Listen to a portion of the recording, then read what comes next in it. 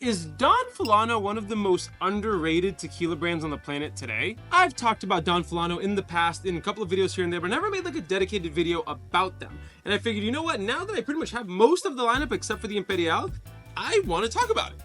So before we actually get into tasting these bottles and talking about them, I want to talk a little bit about the history of Don Fulano and why I think they are so special. Don Fulano, the brand, was actually founded only in 2002 by Enrique Fonseca and Sergio Mendoza. And even though they were only founded in 2002, their family actually has about 140 years of agave planting and agave farming history. So they've been making and planting agave on their family's farms for nearly, a century and a half, really, which is a very long time. And today it is one of the last few family-owned tequila brands that is actually self-sufficient from an agave standpoint. They don't buy agave from anyone else. They just cultivate their own agave plants that they plant on their land, which it may not sound like much, but it actually is very important because a lot of other brands are buying agave from other places. And while there's something inherently wrong with that, I think that with that in mind, they kind of control the entire process of everything that goes on into these tequila bottles. And so Don Fulano is actually made at NOM 1146, which is the NOM designation for their family's distillery. And at this distillery, they don't just make Don Fulano, they make a couple of other brands that I think are really important as well. One being one of my personal favorites and one that I talk about a lot is Cimarron, which is our well tequila at my bar.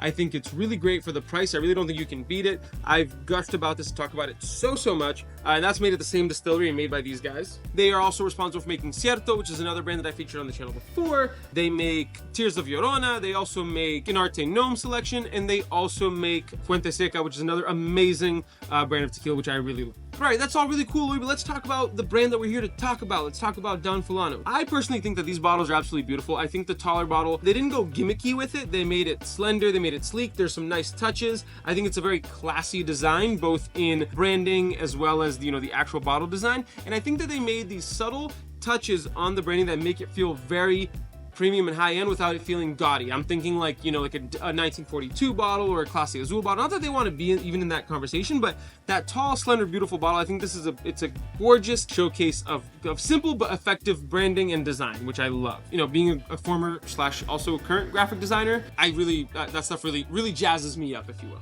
But all right, let's first talk about the Blanco and kind of walk through these expressions. All right, and so first up is the regular or their traditional Blanco. Oh, satisfying cork pop. Let's pour some onto our In Good Spirits tasting glass. On the nose, a lot of that citrus. It's got like a little bit of like that citrusy kind of like a lemony or lime kind of aroma or zest. It's got like this almost herbal kind of aroma to it, and of course you get that cooked agave right up front as well. Very nice, prominent kind of pepper up front. It really coats your mouth well. It's got some of that herbal quality, like minty almost, like more like kind of like, yeah, you just had a peppermint, like a little mint. It's just a really great, robust sipper. It's not subtle. It's very prominent. It's like I wouldn't say like super strong, but it's a very strong kind of flavor. Really nice. Super fun to sip on. Next up is the Don Fulano Reposado. Grab our Agave Social Club tasting glass. Shout out Doug.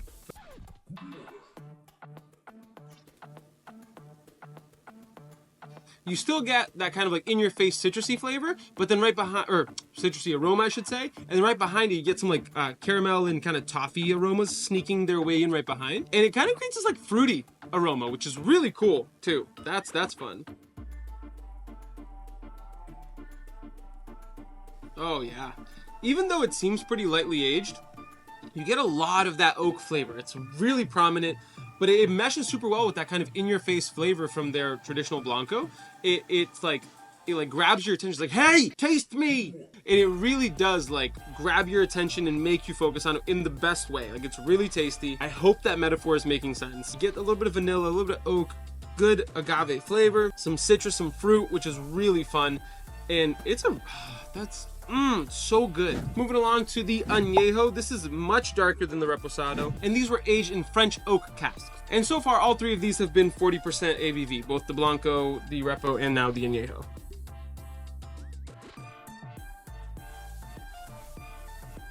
So this one, the citrus is much more subdued. It's like, I think I can maybe still smell it, or maybe that's just the lingering aromas from the other ones, and maybe my brain's imagining it. But I get a lot of like oak, a little bit of cinnamon, some spice. I don't know if my brain is just going crazy and I'm smelling chocolate and I shouldn't be, but I don't know why I can't get rid of that. aroma. That presence, that warmth, that like kind of in your face flavor still there, which I love. I love that that stayed consistent through all three expressions. The black pepper kind of starts tingling on your tongue, and that vanilla oaky flavor is super prominent. Some of that baking spice is there. I don't taste chocolate. Maybe my brain started making that aroma up.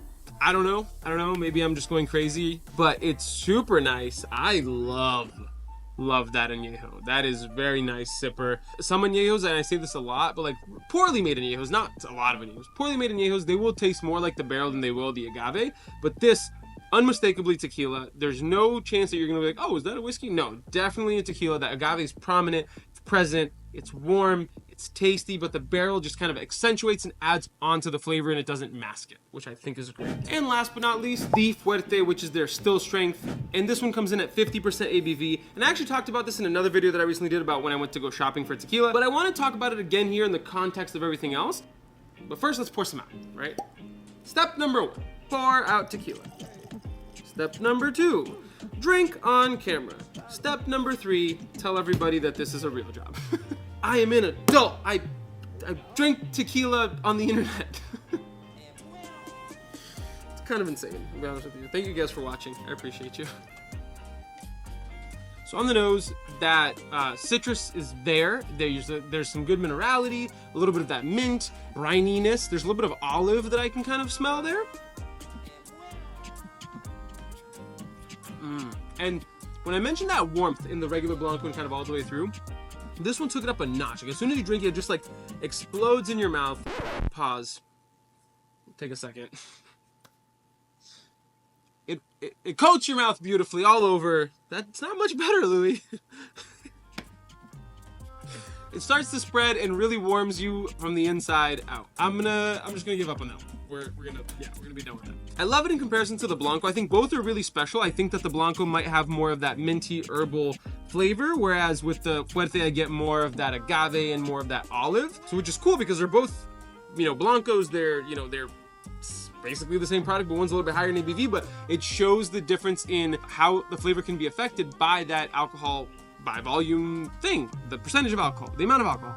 Because sometimes I find that like a still strength version of a regular Blanco, they're very similar in nature, and these kind of are, but there are distinct differences, and there's both. I enjoy both of them. Some brands I would actually usually enjoy the still strength more than the Blancos. With these, I find them very different and with different applications, and I think that both are definitely unique in their own right, and I love that about them. I think that that's really special. If you're gonna make a still strength, it should be different. It should be unique. It shouldn't just be another version of something that you already make, right? So I think they really nailed that one, and I think that it's very special. It's a very special expression. That's the word I was looking for. Tongue twister. At the beginning of this video, I asked the question, is Don Fulano one of the most underrated brands on the market today? And I actually do think it is. I think it's one of the most well-made and prominent brands, and people in the know really know it and really love it and enjoy it. But I think that for the vast majority of people still, it's a brand that really doesn't get talked about enough. I don't see it get enough love on the internet or social media, or even when I'm talking to people. It's one of those things, people are kind of like, oh, I don't know much about that brand. I think that they are incredible. I think they make some of the immaculate products, and some of the stuff coming out of their distillery as a whole is outstanding. And I really do think that more people need to know about this brand, because I think that what they're making is amazing. But yeah, I hope you enjoyed this video. I enjoyed it. I got to sip it quite a bit.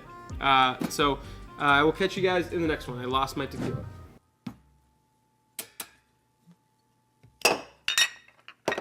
Oh my gosh. I hope you caught that on camera. That was terrifying. My heart was in my throat. I thought I was about to smash these bottles. Woo, I'm sweating.